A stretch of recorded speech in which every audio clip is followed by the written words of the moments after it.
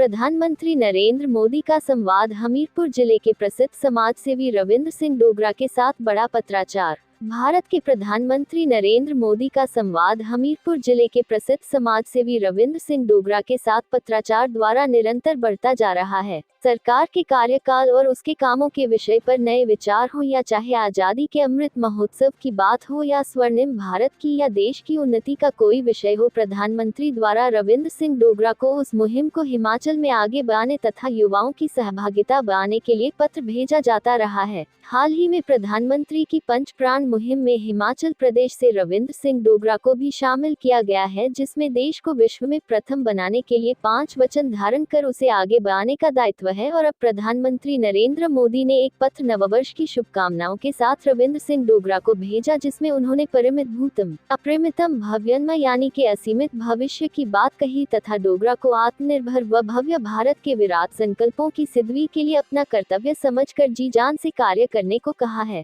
प्रधानमंत्री नरेंद्र मोदी ने कहा कि उन्हें विश्वास है कि डोगरा इस अवसर पर राष्ट्र प्रथम सदैव प्रथम के भाव के साथ वह अपने प्रयास से देश व समाज की प्रगति को सुनिश्चित करेंगे। रविंद्र सिंह डोगरा ने पत्रकारों को बताया कि जब से केंद्र में मोदी जी की सरकार आई है, तब से वह हिमाचल के अनेक सामाजिक हितों के विषयों को प्रधानमंत्री के पास भेजते रहे हैं, जिस कारण 8 सालों से उनका संवाद अनेक विषयों पर प्रधानमंत्री जी से होता रहता है। डोगरा ने कहा कि उनके लिए यह गर्व की बात है और महत्वपूर्ण भी कि प्रधानमंत्री दिल्ली में बैठकर भी हमीरपुर जिले की गवाडू पंचायत के हमारे जैसे सामाजिक व्यक्ति को समझते हैं और निरंतर पत्राचार करते हैं। इसके लिए वह नरेंद्र मोदी जी के आभारी हैं।